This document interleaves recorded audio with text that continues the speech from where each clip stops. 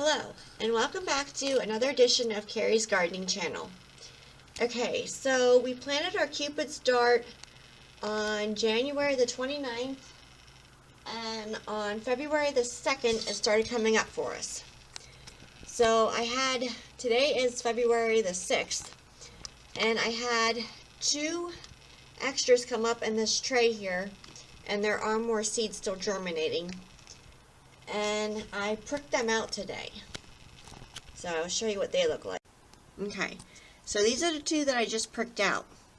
Now, I actually wasn't aware of this, but these send out a long taproot, which I didn't even know about. So you definitely want to get them out of their, the extra seedlings out of the container as soon as possible.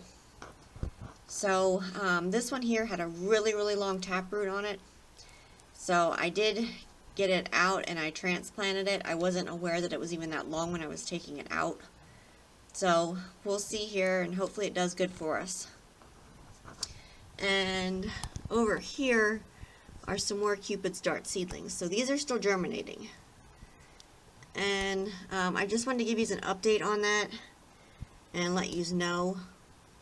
So if you grow these and you sow extra seeds in, which I definitely recommend doing, definitely get them out of there, the extra ones, as soon as possible. So if you like my video, please like, comment, subscribe. If you have any questions, you can leave them below and I'll try and answer them for you. Please don't forget to hit that little notification button. That'll tell you when I put a new video on. Thank you for watching, and I hope you have a nice day. Bye.